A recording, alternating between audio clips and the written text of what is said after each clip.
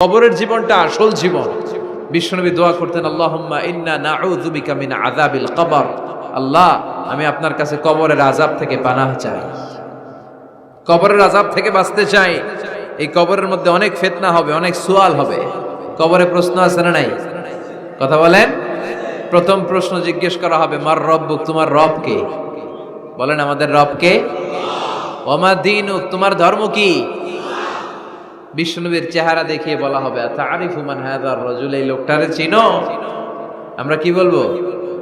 আমরা চিনি, উনি আমাদের প্রিয় রাসূল মুহাম্মাদুর রাসূলুল্লাহ সাল্লাল্লাহু আলাইহি ওয়াসাল্লাম। এরপরে জিজ্ঞেস করা হবে, এগুলো কোত্থেকে শিখলা? আমরা বলবো, কোরআন থেকে। ফায়ুফসাহু লাহু কবরুহু ৭০ যিরাআন, এই সুন্দর সুন্দর উত্তর করতে পারলে আপনার কবরটারে ৭০ হাত লম্বা করে দেয়া হবে। ইফতাহু লাহু বাবুন ইলাল জান্নাহ, জান্নাতের দিকে একটা দরজা লাগিয়ে দেয়া হবে। ইউলবাসু মিন লিবাসি আহলিল জান্নাহ, জান্নাতীদের পোশাক পরিয়ে দেয়া হবে। জান্নাতের পোশাক কেমন হবে জানেন? রেশমের পোশাক। ওয়া লিবাসুহুম ফিহা হারির, the dress will be in Jannah with fine green silk with the gold embroidery. জান্নাতে যারা থাকবে তাদের পোশাক হবে পাতলা সবুজ রঙের রেশমের কাপড়ের পোশাক, যেটার মধ্যে গোল্ডের, স্বর্ণের ডিজাইন করা, এমব্রয়ডারি করা থাকবে। ওই পোশাক পরিয়ে দেওয়া হবে। আর বলা হবে, নাম কানাউমিল আরুস, বাসর রাতে জামাই যেমনি আনন্দে ঘুমায় তুমিও ঘুমাও। দুনিয়াতে অনেক কষ্ট সহ্য করছো, দুনিয়াতে পুলিশের দৌড়ানি, র্যাবের দৌড়ানি, আছে না নাই? ইসলামের পক্ষে যারা কথা বলে নিজ এলাকায় পরবাসী, আছে না নাই? আহা, মামলা হামলা, ঝক্কি ঝামেলা ঝুঁকি একটার পর একটা, তার পিছু ছাড়ে না। সে ঘুমাইতেও পারে নাই, চিল্লায় বলেন ঠিক কিনা? আনন্দের ঘুম আমরা সেদিন দেব ইনশাআল্লাহ। ঘুমেন না? নাম কানাউমিল আরুস, বাসর রাতে বর যেমনি কনেকে নিয়ে ঘুমায় ঘুমাও। দুনিয়াতে ঘুমাইতে পারো নাই, দুনিয়াতে খালি দৌড়াইছো। কি করছো? দৌড়ানির উপরে ছিল। আজকে দৌড়ানি নাই, আজকে দৌড়ানি হবে ওই দলে। কথা কন। যারা ইসলামের পক্ষে ছিল না, আজীবন ইসলামের বাঁশ দিয়েছে, আজকে ওদেরকে বাঁশ দেওয়ার পালা। সেদিন হিসেব উল্টে যাবে। কথা বলেন। এবার ওদেরকে প্রশ্ন করা হবে, তুই ক মার রব্বুক, কয় আমি জানি না। কি জানোস? কয় কিছুই জানি না। কি যে জানি না ওইটাও জানি না। দ্বিতীয় প্রশ্ন, ওয়ামা দীনুক, তোর ধর্মের নাম কি? কয় জানি না। ফেরেশতারা কয় আর প্রশ্ন বাকি একটা, তারপরে আমগো খেলা শুরু। ওমান হাযার রাজুল, do you know this person? দেখো তো এই লোকটার চিনা চিনা লাগে কিনা। কয় না, চিনি না, আমি কিচ্ছু জানি না, আমি কিচ্ছু মনে করতে পারছি না। খালি আমি মদ খাইতাম আর চিয়ার্স করতাম, এটা মনে আছে। আমি ইসলামের বিরুদ্ধে দৌড়াতাম, ইসলামের পক্ষের শক্তির উপর হামলা চালাতাম, এগুলো মনে আছে।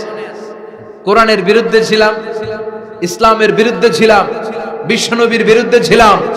বিশ্বনবীর বিরুদ্ধে আমি বিষোদাগার করতাম, ইসলামের বিরুদ্ধে আমি জনপ্রচারণা চালাতাম। আজীবন আমার জীবনটারে আমি কাটিয়েছি ইসলামের বিপক্ষে। সুদ, ঘুষ, দুর্নীতি, যৌতুক, মদ ছিল আমার নিত্য সঙ্গী। আমি কিচ্ছু মনে করতে পারছি না, আমার ধর্ম নাই, আমার কিছুই মনে নাই। ফেরেশতারা বলবে, ঠিক আছে, এবার আমগো খেলা শুরু। ফায়ুতরাকু বিমাতারিকা মিন হাদিদ, লোহার হাতুড়ি দিয়ে এবার ওর পিটানো শুরু হবে। পিটাতে পিটাতে ওর গায়ের গোশত আর মাসেলগুলো থেতলে ফেলা হবে। ইয়াকালু লিল আরদি ইলতাইমি, জমিনকে বলা হবে চাপ দাও। ফাতাখতালিফা আদলাউ, আহা ওয়াল আয়াযু বিল্লাহ। কবরের এক পাশের মাটি আরেক পাশের মাটি এমন ভাবে চাপ দিবে, ডান পাশের পাজরের হাড় বাম দিকে ঢুকে যাবে, বাম দিকের হাড্ডি ডান পাশে এসে যাবে। ওর চিৎকারে পুরো কবরস্থানটা থারথার করে কাঁপবে। ওরে বাঁচানোর তখন কেউ থাকবে না। ওর ক্ষমতা, ওর দাপট, ওর হুঙ্কার, ওর অহংকার ওরে বাঁচাতে পারবে না। চিল্লায় বলেন ঠিক কিনা? হাত্তা সা, কিয়ামত পর্যন্ত, কিয়ামত পর্যন্ত এই দুর্বিষহ জীবন সময় তার কাটতেই থাকবে। আল্লাহ, কবরের এই আযাব থেকে তুমি আমাদেরকে বাঁচাও। সূরাতুল মুলক যারা নিয়মিত তেলাওয়াত করবে, আল্লাহর মেহেরবানিতে তাদের কবরে কোনো আযাব হবে না। পড়তে রাজি আছেন? কথা কয় না। পড়তে রাজি আছেন সবাই? বিষ্ণু বললেন, এখানেই শেষ নয়, আরো আছে। শাফাআত লি সাহিবিহা, এই সূরাটা কিয়ামতের দিন এই সূরা যে তেলাওয়াত করবে তার পক্ষে সুপারিশ করবে। কোরআন যদি আপনার বিপক্ষে আল্লাহর কাছে নালিশ করে, আপনার বাঁচার কোনো উপায় আছে? আপনার পীর সাহেব আপনারে বাঁচাইতে পারবে? চাইলে আপনার দলের নেতা, কথা কন, কেউ বাঁচাইতে পারবে আপনারে? কোরআন যেমনি আপনার বিরুদ্ধে দাঁড়ালে আপনারে বাঁচাতে পারবে না, কোরআন তেমনি আপনার পক্ষে দাঁড়ালে আল্লাহ আপনারে ফেলে দিতে পারবে না। কোরআন আপনার পক্ষে থাকলে আল্লাহ আপনাকে দয়া করবেনই। বিশ্বনবী বলেছেন, ইকরাউল কুরআন ফাইন্নাহু ইয়াতি ইয়াউমাল কিয়ামাতি শাফিআন লিআসহাবি। কোরআন তেলাওয়াত করো, কেননা কোরআনের তেলাওয়াত এটা কিয়ামতের দিন তোমার জন্য সুপারিশ হয়ে দাঁড়াবে। এজন্য বিশ্বনবী বললেন, যে ব্যক্তি সূরাতুল মুলক নিয়মিত তেলাওয়াত করবে, এই সূরাটা কিয়ামতের দিন ওই তেলাওয়াতকারীর জন্য আল্লাহর কাছে সুপারিশ করবে। এখানেই শেষ নয়, বিশ্বনবী বললেন, খাসামাত আন সাহিবিহা, এই সূরা যে তেলাওয়াত করবে তার পক্ষে আল্লাহর সাথে এই সূরাটা দাঁড়িয়ে তার পক্ষ নিয়ে আল্লাহর সাথে তর্ক করবে, ঝগড়া করবে। আল্লাহ তুমি ওরে জান্নাত দিবা না কেন? ওরে মাফ করবা না কেন? তুমি না গফুর, তুমি না গফফার, তুমি না রাহিম, তুমি না রহমান, তুমি মাফ করে দাও। ও মিয়া, সুপারিশ করতেছে কে? সূরাতুল মুলক। সুবহানাল্লাহ কইবেন না? কতক্ষণ এই তর্ক আল্লাহর সাথে সে চালাবে? হাত্তা আদখালাহুল্লাহুল জান্নাহ, যতক্ষণ না আল্লাহ তার জান্নাতে না ঢুকায়। এখানেই শেষ নয়, বিশ্বনবী বললেন, মান কারাআ বিহা ফি লাইলাতিন ফাকাদ আকসারা ওয়া আতাবা, রাত্রি বেলায় যে এই সূরাটা তেলাওয়াত করবে পুরো রাতটাকে বরকতময় করে দিবে কে? এজন্য বিশ্বনবী বলেন, আমি চাই আমার সব উম্মত এই সূরাটা মুখস্থ করে নেক। আমার চাই আমার ছোট বড় আবাল বৃদ্ধ বনিতা সব উম্মতের হৃদয়ের মধ্যে এই সূরাটা গাথা থাক, মুখস্থ থাক, হিফজ করা থাক। আমরা বিশ্বনবীর উম্মত না? কথা কন। নবীর এই আশাটা আমাদের পালন করার দরকার আছে না নাই? আমরা কি পারি না এই সূরাটা মুখস্থ করে রাখতে? মাত্র 30 আয়াত, প্রতি মাসে কয়দিন? প্রতিদিন এক আয়াত করে মুখস্থ করলে লাগে কয়দিন? প্রতিদিন এক আয়াত করে মুখস্থ করলে 30 দিনে এই সূরা মুখস্থ করতে রাজি আছেন? সবাই রাজি আছেন তো? মনে থাকবে? নেক্সট টাইমে নেক্সট ইয়ারে আসলে জিজ্ঞেস করবো যে সূরা মুলক মুখস্থ হয়েছে কিনা। হ্যাঁ, মনে থাকবে তো? আল্লাহ তুমি তৌফিক দাও। এই সূরাটা পড়লে আল্লাহ আপনার দৃষ্টি শক্তিকে খুলে দিবে। আপনার চোখের সামনে কোনো পর্দা থাকলে পর্দাটা সরে যাবে, আপনি আল্লাহর মাহাত্ম্য বুঝতে পারবেন, আপনি আল্লাহরে চিনতে পারবেন, আপনি আল্লাহর অস্তিত্ব টের পাবেন। সুবহানাল্লাহ পড়েন। অনেকেই বলে যেটা দেখি না তা মানি না। যারা স্রষ্টাকে বিশ্বাস করে না তারা বলে আনসিন ইজ নাথিং, যেটা দেখা যায় না এটা বিশ্বাস করি না। নাস্তিক্যবাদের ছড়াছড়ি আছে না নাই? বাগেরহাটে কোনো নাস্তিক নাই মনে হয়, কথা কন। আছে আছে আছে।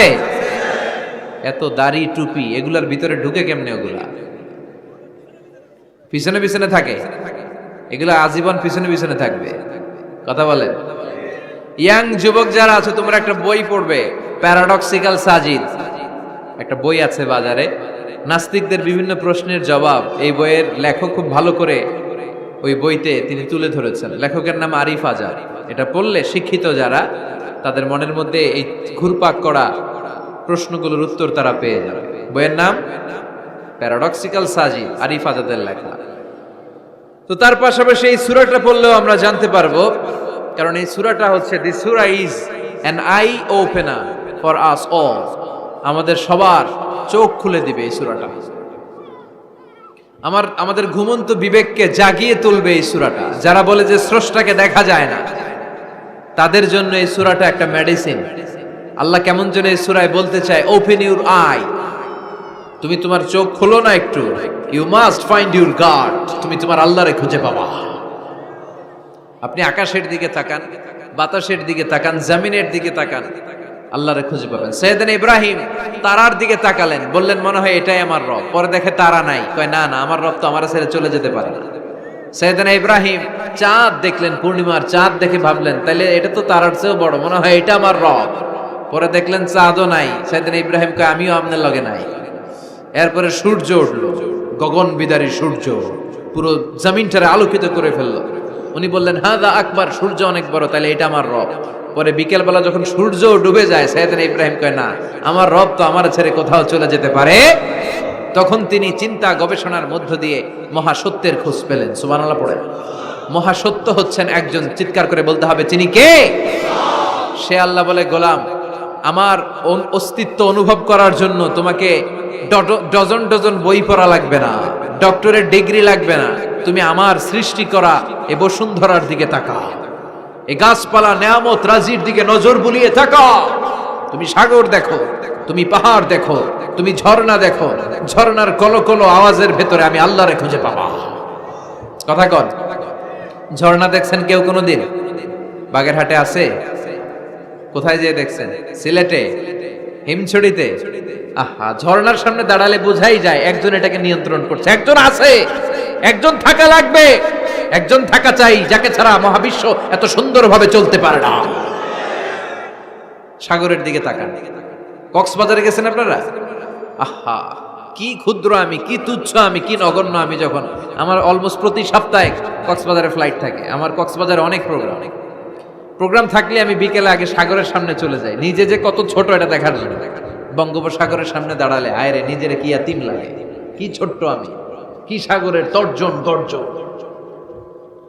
হিমছড়িতে যখন যাই, সিলেটের মাধবকুণ্ডে যখন যাই, মালয়েশিয়াতে মাঝে মাঝে যাই, ক্যামেরন হাইল্যান্ডে কিছু ওয়াটারফল আছে। আল্লাহু আকবার, এই ঝর্ণার আওয়াজের মধ্যে মনে হয় যেন আল্লাহর জিকির শোনা যায়, ঠিক কিনা? ঝর্ণা ঝর্ণা ঝর্ণা রে, বলনা বলনা বলনা রে, কার বিরহে পাগল পাড়া তুই, কার মিলনে ফুল ফসলে ভরার তোর দুকুল বই, কার মিলনে ফুল ফসলে ভরার তোর দুকুল বই। ঝর্ণা ঝর্ণা ঝর্ণা রে, বলনা বলনা বলনা রে, কার বিরহে পাগল পাড়া তুই। সুবহানাল্লাহ পড়ে। ঝর্ণার দিকে তাকালে, আকাশের দিকে তাকালে, বাতাসের দিকে তাকালে আকাশের রব আল্লাহর অস্তিত্ব সেখানে আছে না নাই? চিল্লায় বলেন আছে না নাই? এই জন্য নাস্তিকদের যুক্তিগুলো খোড়া যুক্তি। তারা বলে আনসিন ইজ নাথিং, যেটা দেখি না ওইটা মানি না। এরকম কিছু গাধা আছে না নাই? হাদারাম, উল্লুক্কা পাঠা, কয় যেটা দেখি না ওইটা মানি না। আচ্ছা বলেন তো, আমরা কোনোদিন আমেরিকা দেখছি সরাসরি? কথা কয় না। টিভিতে দেখছি, বইতে দেখছি আমেরিকার ছবি, কিন্তু সরাসরি এটা আমেরিকা দেখছি?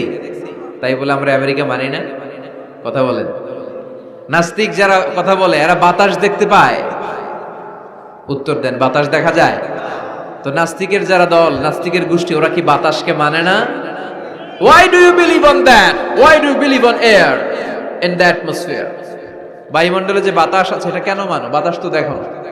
কে কারো যখন মাইগ্রেনের পেইন হয় মাথায়, আমার প্রচন্ড ব্যথা, আপনারা কি দেখতে পাচ্ছেন ব্যথাটা? কিন্তু মাথায় যে ব্যথা হয় এটা আপনারা মানেন না, নাস্তিকেরা মানে না। তাহলে ওদের যুক্তির কোনো গ্রাউন্ড আছে? কোনো গ্রাউন্ড নাই। যেটা দেখা যায় না এটা নাকি ওরা বিশ্বাস করে না। আল্লাহ বলেন সৃষ্টির দিকে তাকা, নজর করে দেখ, আমি আল্লাহর নিদর্শন আছে। সুবহানাল্লাহ পড়েন। নাস্তিকদের কিভাবে আপনি বুঝাবেন? একটা ঘটনা বললে চমৎকার বুঝতে পারবেন।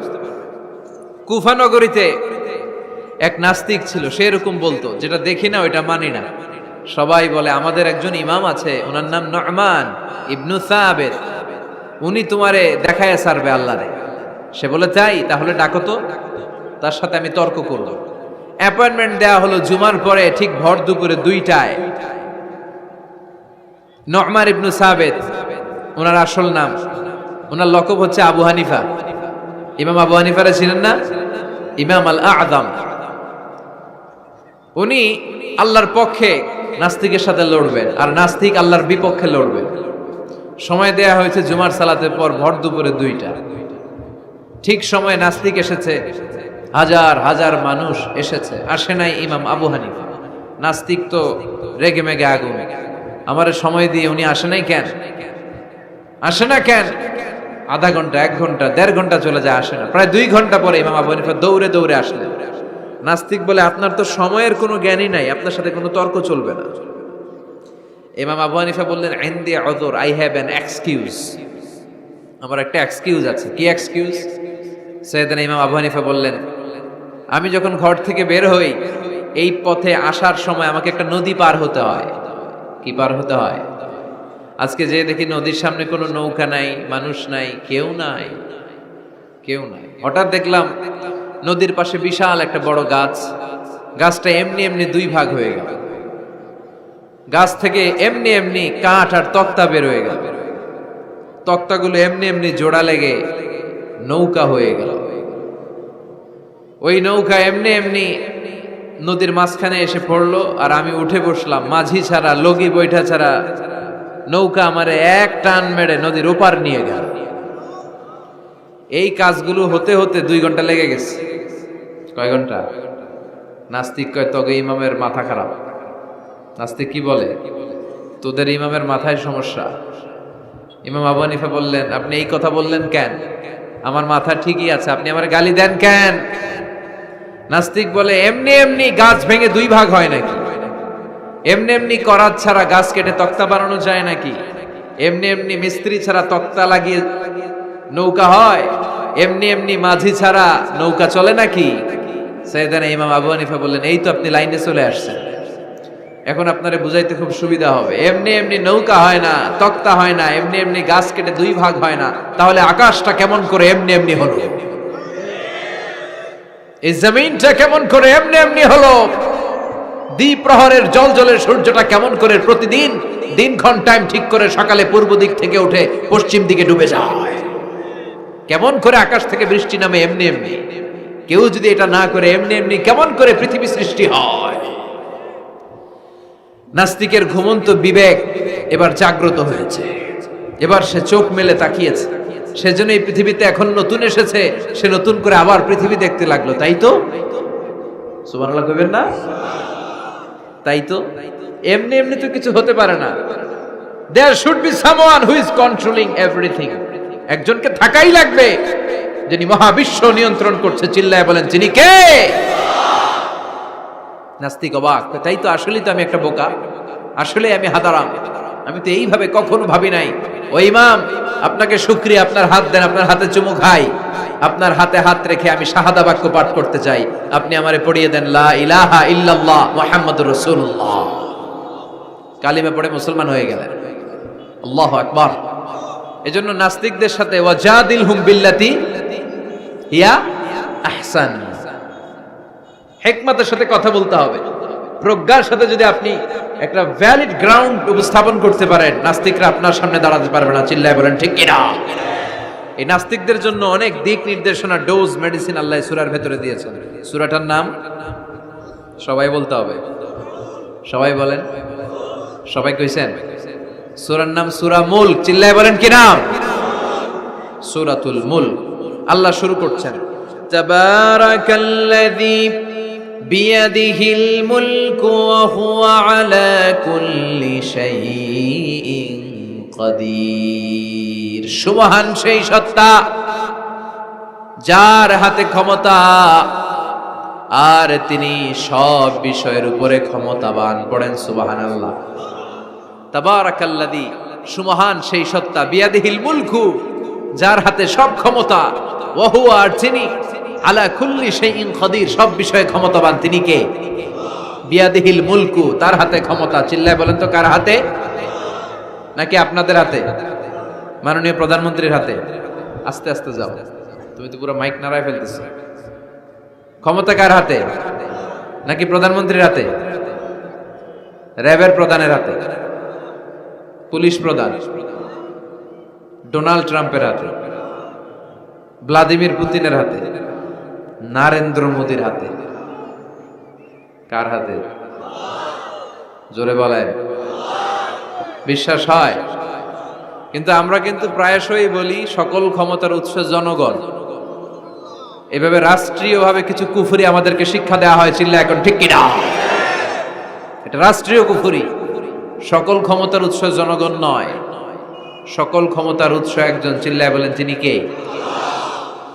আপনি নিজের একটু নিজের জিজ্ঞেস করেন তো যে আপনার ক্যাপাসিটি কতটুকু? আমার ক্যাপাসিটি আসলে কতটুকু? আমি আসলে কদ্দূর করতে পারি, কদ্দূর ক্ষমতা আমার আছে? একটু জিজ্ঞেস করে দেখেন।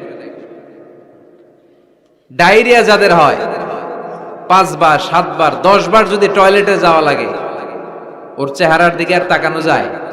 নিজেকে দিয়ে ভাবেন, যেদিন আপনার পেট মোচড় দিয়ে ডায়রিয়া হয়েছে, 7 বার 8 বার ইমোটিল ট্যাবলেট খাওয়ার পরে, স্যালাইন খাওয়ার পরেও ভালো হচ্ছে না, 10 বার 12 বার যেতে যেতে চেহারাটা সাদা হয়ে যাচ্ছে, গায়ে কোনো শক্তি নাই, এরপরে 3-4 জন কাঁধে করে টয়লেটে ঢুকায়, আছে না নাই?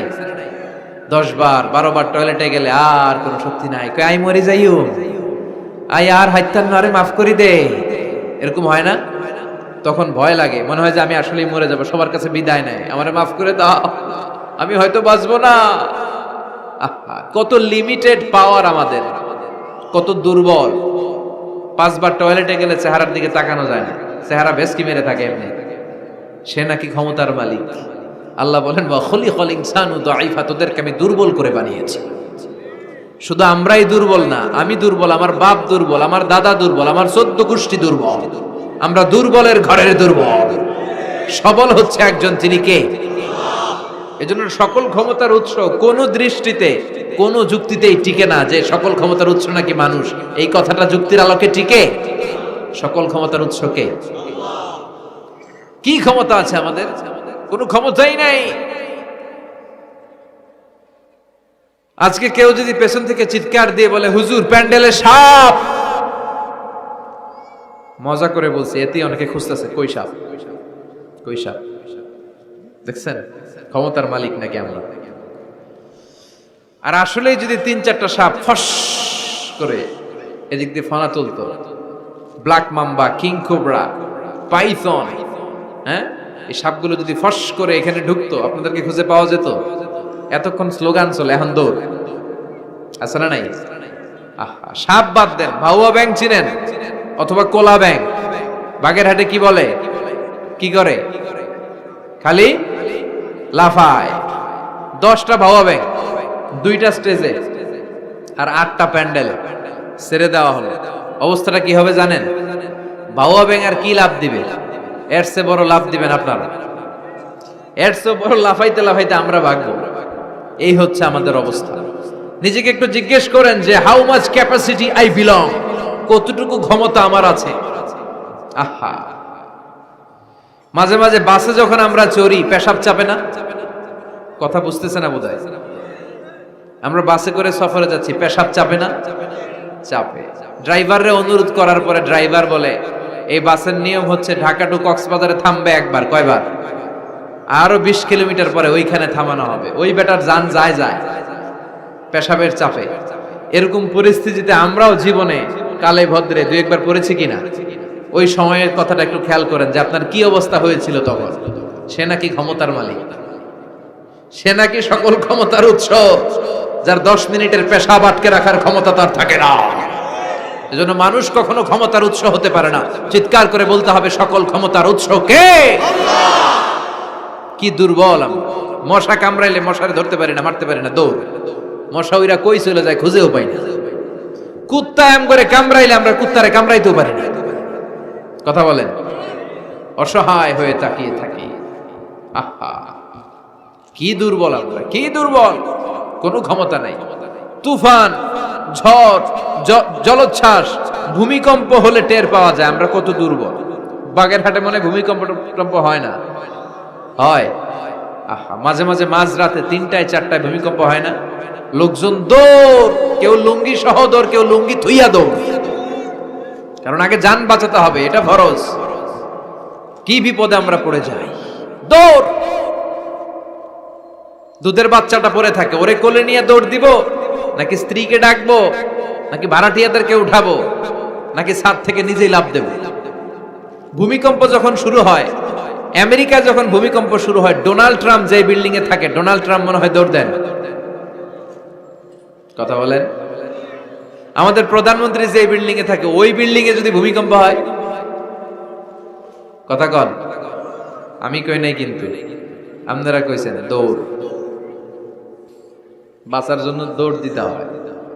আমি একটা ভিডিও দেখেছি, একটা টেলিভিশন প্রোগ্রামে, লাইভ প্রোগ্রাম চলছিল, সরাসরি সম্প্রচার। লাইভ বুঝেন? সরাসরি সম্প্রচারের প্রোগ্রাম। তো লাইভ প্রোগ্রাম, উপস্থাপক বসে আছে এদিকে, এদিকে অতিথিরা। ইন দ্য মিন টাইম শুরু হয়েছে ভূমিকম্প। উপস্থাপক মাইক থুইয়া দই,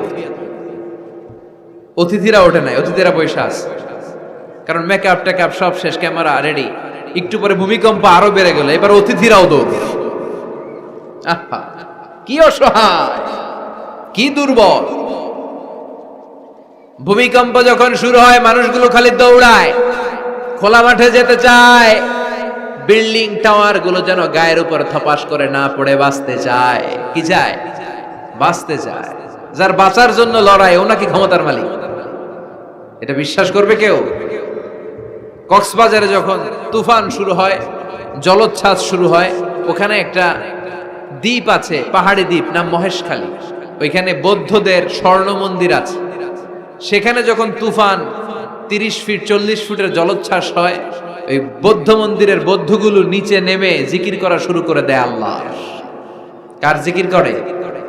কারণ ওরা খুব ভালো করেই জানে যে গৌতম বুদ্ধ আমাদের বাঁচাতে পারে না, বাঁচাতে পারে একজন। চিল্লায় বলেন, যিনি কে?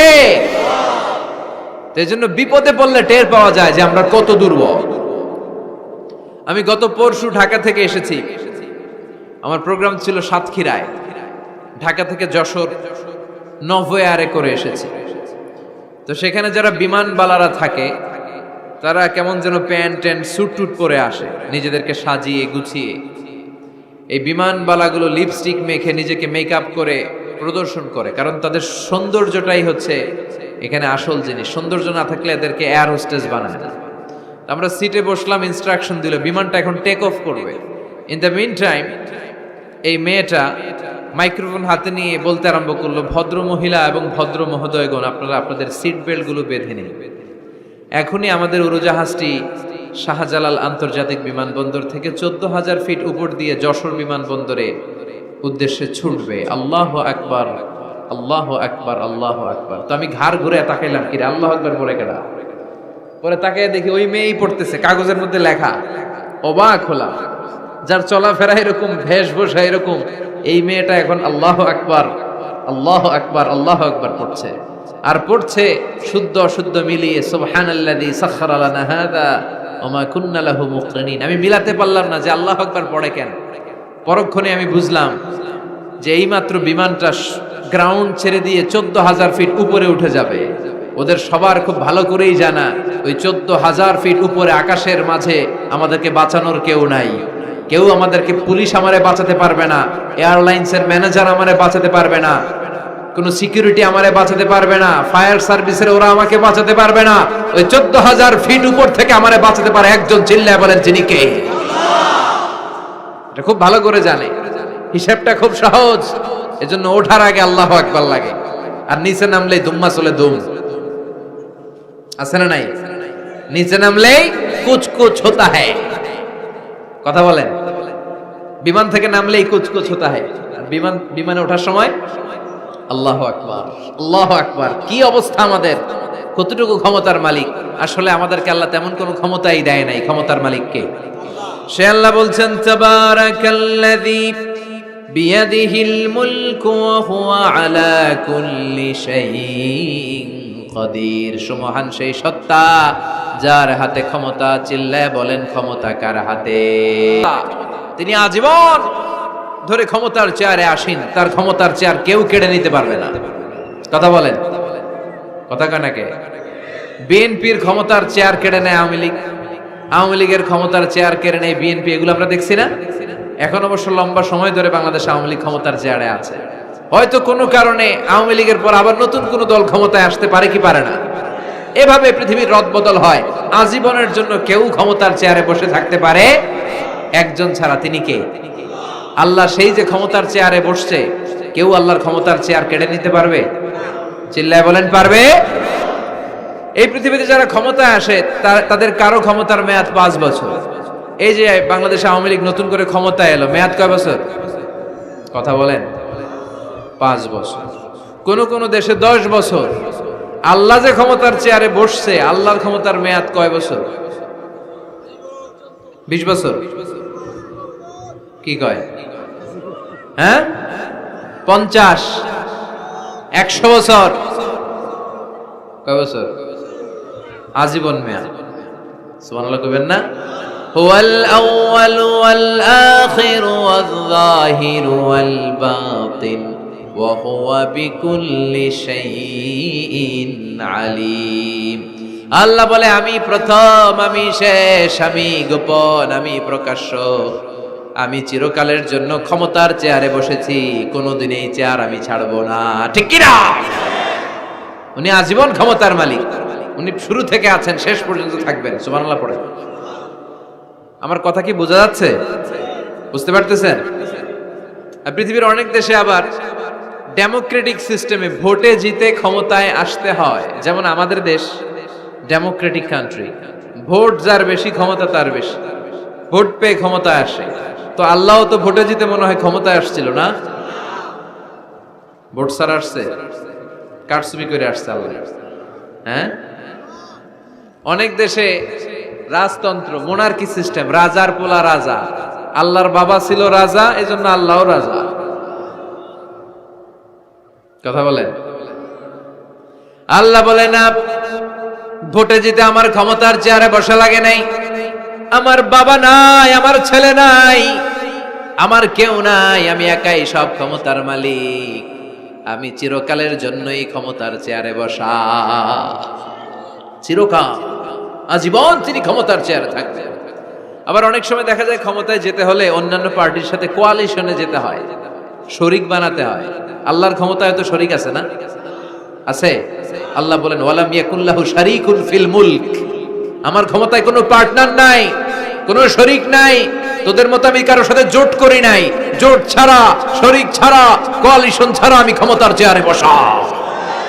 আজীবন আমার ক্ষমতার মেয়াদ, কেউ আমার ক্ষমতার চেয়ার থেকে নামাতে পারবে না। পৃথিবীর অনেক দেশের এরকম নমুনা আমরা জানি, আন্দোলন করে সরকারকে ক্ষমতার চেয়ার থেকে নামানো হয়, আছে না নাই? গণ অভ্যুত্থান করে চেয়ার উল্টে দেওয়া হয়, মিলিটারি কু হয়, ক্ষমতার চেয়ারে আর থাকা যায় না। তো আমরাও যদি সবাই মিলে একটা আন্দোলনে নামি, তাহলে আল্লাহর ক্ষমতা শেষ। কি বলেন? আমরা 700 কোটি মানুষ, আমাদের সাথে পারবে আল্লাহ? 700 কোটি মানুষ আন্দোলন করলেও আল্লাহর নামাতে পারবে না? বুঝে শুনে উত্তর দিয়েন। 700 কোটি কিন্তু পারবে? পারবে? আচ্ছা, জিন জাতিরা যদি বলে, জিনেরা তো আমাদের চেয়েও পাওয়ারফুল, তারা যদি বলে ও মানব জাতি আমরাও তোদের সাথে আছি, আল্লাহরে মানি না, মানুষ জিন ভাই ভাই, আল্লাহর আর রক্ষা নাই, তাহলে আল্লাহর ক্ষমতা শেষ? তাও না। কি বলে এগুলো? বলে কি? আচ্ছা, ফেরেশতারাও যদি বলে যে আমরাও আল্লাহরে আর মানছি না, আমরা জিনেরা মানুষেরা 3 দলীয় জোট, 3 দলীয় জোট হলেও পারবে না। আল্লাহ বলে গোটা বিশ্বের সবাই মিলে যদি আমার বিরুদ্ধে আন্দোলনে লেগে যাস, আমার ক্ষমতার 1 ইঞ্চিও কমাতে পারবি না। এজন্য রাব্বুল আলামিন বলেন তাবারাকাল্লাযী বিয়াদিহিল মুলকু ওয়া হুয়া আলা কুল্লি শাইইন কাদির। সুমহান সেই সত্তা যার হাতে ক্ষমতা, ক্ষমতা কার হাতে? ওয়া হুয়া আলা কুল্লি শাইইন কাদির, তিনি সব বিষয়ের উপর ক্ষমতাবান। তিনি কে? তিনি চাইলে পাহাড়কে দরিয়া করতে পারে, তিনি চাইলে দরিয়াকে পাহাড় করতে পারে, তিনি চাইলে ধনীকে গরিব করতে পারে, গরিবকে ধনী করতে পারে, তিনি চাইলে সম্মানিতরে অপমানিত করতে পারে, আবার চাইলে অপমানিতরে সম্মানিত করতে পারে। তিনি কে? ফাআলুল লিমা ইউরিদ, তিনি যা ইচ্ছা তাই করতে পারেন, তার কাছ থেকে জবাবদিহিতা করার কেউ নাই, তিনি সবার কাছে জবাবদিহি চায়। চিল্লায় এখন ঠিক কিনা? সে আল্লাহ বললেন সুমহান সত্তা যার হাতে ক্ষমতা, তিনি সব বিষয়ের উপর ক্ষমতাবান। এজন্য আমাদের মনে রাখতে হবে আমাদের কোনো ক্ষমতা নাই, ক্ষমতার মালিক কে? আর কোনদিন বাগেরহাটের ভাইয়েরা জনগণ সকল ক্ষমতার উৎস, এই কথা বলবেন? মনে থাকবে? তাহলে আওয়াজ করে বলেন তো, সকল ক্ষমতার উৎস কে? সব কিছু করতে পারে কে? সব ক্ষমতার মালিক আল্লাহ। অনেক কথা আল্লাহ 30 আয়াতে বললেন, কয়টা বলবো? কিছু দূর যে আল্লাহ বলা শুরু করলেন ওয়ালাকাদ যায়্যানাস সামাআদ দুনিয়া বিমাসাবিহা ওয়া জাআলনাহা রুজুমান লিশ-শায়াতিন। সুবহানাল্লাহ পড়েন। আল্লাহ বললেন আমি নিকটবর্তী আকাশটারে তারা দিয়ে, আলো দিয়ে, মোমবাতি দিয়ে আলোকিত করেছি। I have beautified the closer sky with light and candles. আমি তারা দিয়ে নিচের আকাশটাকে সুশোভিত করেছি। তারা দিয়ে আমাদের আকাশটারে, মহাশূন্যটারে সুশোভিত করেছে কে? তারা চেনেন? চেনেন না? খালি আকাশের দিকে রাতে তাকালে কি দেখা যায়? তারা। রাতের বেলা তারার মেলা। এখন তো লাইটিং ফাইটিং এর যুগ, তারা চেনা যায় না। আগের লোকেরা তারা না দেখে কিছু করতে পারতো না। আগের মুরব্বীরা তারা দেখলেই বুঝতো কয়টা বাজে, ঘড়ি লাগতো না। আগের নাবিকেরা তারা দেখে তারা রাত কয়টা বাজে নির্ধারণ করে ফেলতো। সুবহানাল্লাহ পড়েন। কত ধরনের তারা আছে। শুক তারা নাম শুনছেন? ধ্রুব তারা শুনেছেন? সপ্তর্ষি মণ্ডল একটা আছে, অনেকে তারা চিনে না।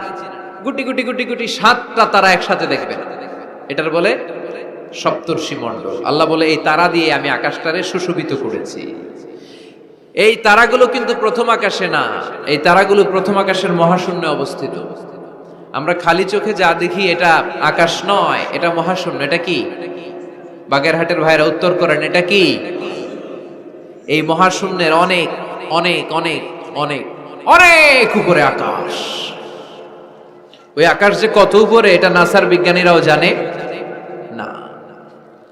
শুরুতে আমরা দেখতে পাই প্রথম আকাশের মহাশূন্য, এর অনেক উপরে প্রথম আকাশ। তারপরে শুরু হয় দ্বিতীয় আকাশের মহাশূন্য, তার অনেক উপরে দ্বিতীয় আকাশ। তারপরে তৃতীয় আকাশের মহাশূন্য, তারপরে তৃতীয় আকাশ। এভাবে একটার চেয়ে আরেকটা বড়, একটার চেয়ে আরেকটা বড়। দ্বিতীয় আকাশের তুলনায় প্রথম আকাশটা কত ছোট শুনতে চান? আপনার হাতের আংটিটা যদি আপনি সাহারা মরুভূমিতে ছুঁড়ে ফেলে দেন, পৃথিবীর সবচেয়ে বড় মরুভূমির নাম কি জানেন? সাহারা মরুভূমি। এই সাহারা মরুভূমিতে আপনার হাতের আংটি ছুঁড়ে ফেলে দিলে পুরো মরুভূমির তুলনায় আপনার হাতের আংটি যত ছোট, আল্লাহর দ্বিতীয় আকাশের তুলনায় আল্লাহর প্রথম আকাশটা ঠিক তত ছোট। একটার চেয়ে একটা বড়। তারপর আমরা নিজের বড় বড় করে দাবি করি। এই যে আজকের প্যান্ডেলে এত মানুষের সমারোহ হয়েছে, তাকালে মনে হয় না যে কত বিশাল জায়গা? কথা বলেন, বিশাল মনে হয় না? পিল জঙ্গ এইটার যদি এত বড় মনে হয়, তাহলে পিল জঙ্গটা কত বড়? হ্যাঁ, আরো। এইটার চেয়ে নিশ্চয়ই বাগেরহাট বড়। কথা কয় না?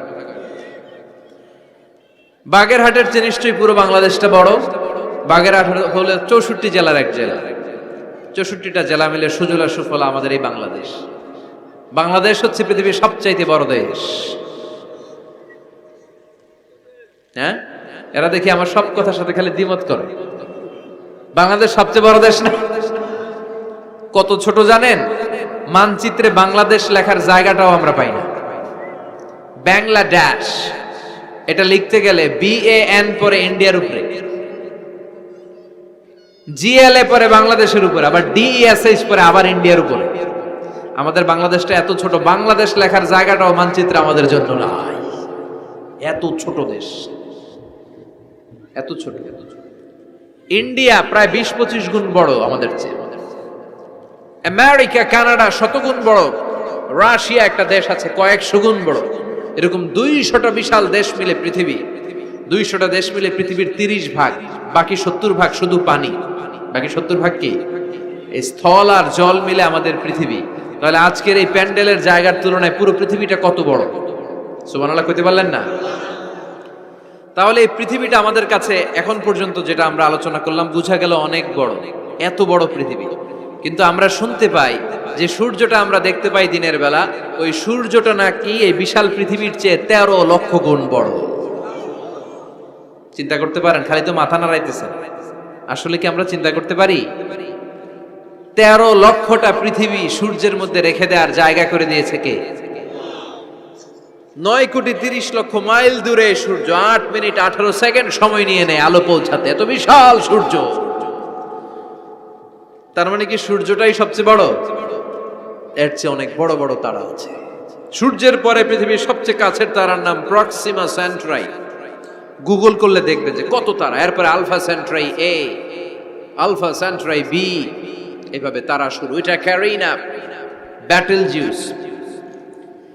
যেই সূর্য পৃথিবীর চেয়ে 13 লক্ষ গুণ বড় ব্যাটেল জিউস নামে একটা তারা আছে, ওই তারা সূর্যের চেয়ে 33 কোটি গুণ বড়। তার মানে কি ব্যাটেল জিউসই সবচেয়ে বড় তারা? না, এটা ছোট্ট সাইজের তারা। এইটার চেয়েও কত হাজার কোটি গুণ বড় তারা যে মহাশূন্যে আছে তার কোনো ইয়ত্তা আমাদের নাই।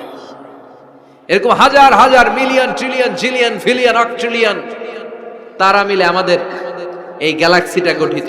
আমাদের গ্যালাক্সির নাম মিল্কি ওয়ে। আমাদের গ্যালাক্সির নাম শুনছেন না? বিজ্ঞানে আমরা পড়ছি না? আমাদের গ্যালাক্সির নাম মিল্কি ওয়ে। আমাদের গ্যালাক্সির পরে আমাদের সবচেয়ে কাছের গ্যালাক্সির নাম অ্যান্ড্রোমেডা। কি নাম?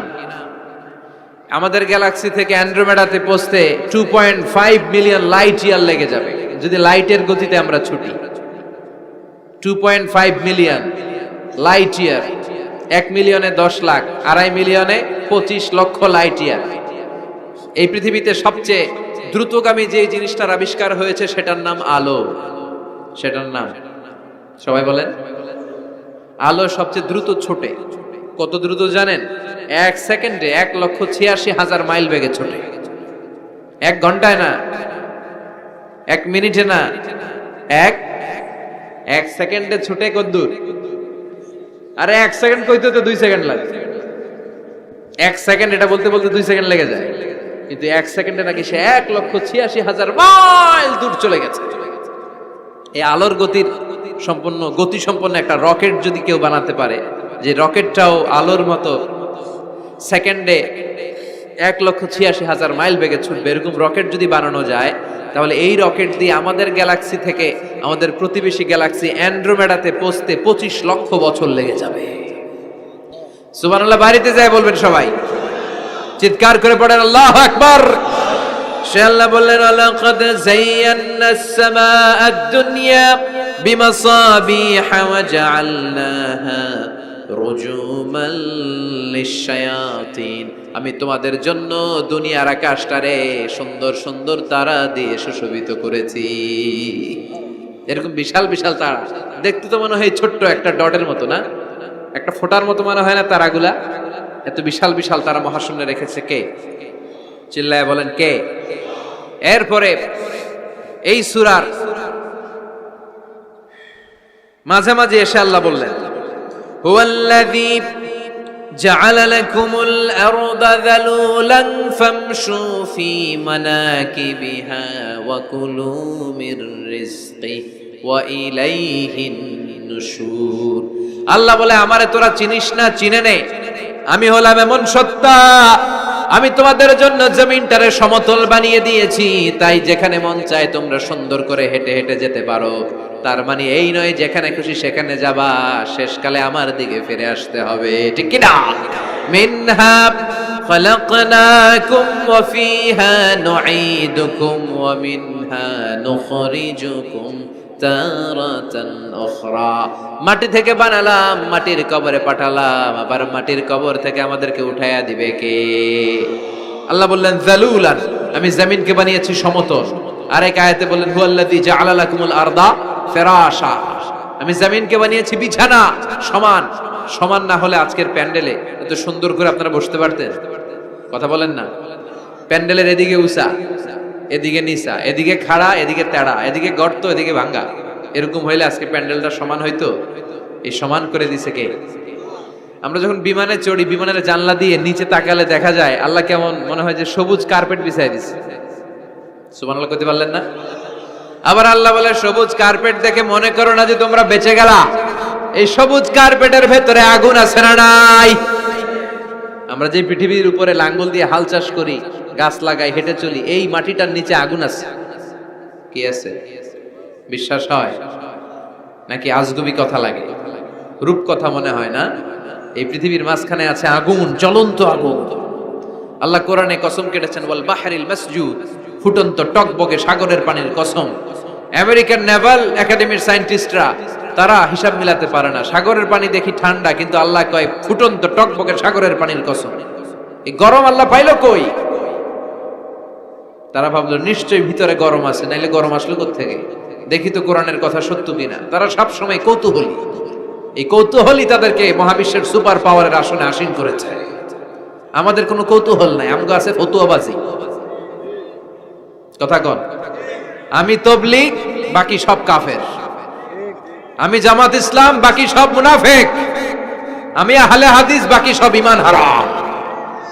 কথা কন, এই গুতাগুতি আছে না নাই? ফতুয়াবাজি আছে না নাই? একজনের পিছনে আরেকজন আছে না নাই? কি কারণে যে ফতুয়াবাজি করে, গীবত করে লেগে থাকে আল্লাহই জানে। এরা কি বুঝে এগুলো করে আল্লাহই জানে। খালি ফতুয়াবাজি, খালি গীবত, কেউ কারো ভালোটা দেখতে পারে না। একজন দাওয়াতি কাজ করতেছে, হকের কথা বুঝাচ্ছে, হাজার হাজার মানুষ তার স্পষ্ট ভাষা আর সহজ সাবলীল ব্যাখ্যার কারণে ইসলামের সৌন্দর্য খুঁজে পেয়েছে, কিন্তু তারেও ঠ্যাং ধরে নিচে নামাতে চায়। এটা বাংলাদেশ, এমন দেশটি কোথাও খুঁজে পাবে না কো তুমি। আহা, খালি ফতুয়াবাজি। একজন বলছিল বাংলাদেশের জাতীয় খেলা হাডুডু কেন? আরেকজন কয়ের কারণ বাংলাদেশে কেউ কারো ভালোটা সহ্য করতে পারে না। একটা উপরে উঠতে ছেলে সাইড দিয়ে ধরে ঠ্যাং ধরে টেনে নামায়। হাডুডু খেলা দেখছেন? একটা সামনে গেলে সবাইকে কাবাডি কাবাডি কাবাডি কাবাডি করে ঠ্যাং ধরে, খালি বাগেরহাটে কাবাডি নাই মনে হয়, দেখছেন কিরকম খেলে? একজন সামনে গেলে সবাই ঠ্যাং ধরে নিচে নামে। এটা এই দেশের জাতীয় খেলা। এদেশে কেউ ভালো পথে হাঁটতে চাইলে, উপরে উঠতে চাইলে, কল্যাণের পথে আগাতে চাইলে তার বিরোধী শক্তিরা ওর ঠ্যাং ধরে নিচে নামাবে। কেউ কারো ভালোটা সহ্য করতে পারে? আর ফতুয়াবাজি, তুই কাফের, তুই মুনাফিক, তুই মুশরিক, তোর দাদা কাফের, তোর শ্বশুর কাফের, তোর বেয়াই কাফের। ওই কাফের বেয়াই মারা গেলে ওরে যেখানে কবর দেয়া হবে, ওই কবরের উপরে যে ঘাস উঠবে, ওই ঘাস যে গরু খাবে, ওই গরুর যে দুধ খাবে, ও কাফের। কথা কন, খালি ফতুয়াবাজি। এই ফতুয়াবাজি থেকে আল্লাহ তুমি আমাদেরকে বাঁচাও। আমরা যেন হৃদয়টা প্রশস্ত করে একে অপরকে মুসলিম ভাই মনে করে বুকে টানতে পারি। আমরা খালি পিছাই, সর। বিশ্বনবী আসছে কাছে টানার জন্য, আমরা খালি পিছাই, খালি অন্যের দোষ খুঁজি। নিজের মধ্যে যে কত দোষ, নিজের মধ্যে দোষের শেষ নাই, ওইদিকে কোনো চিন্তা নাই।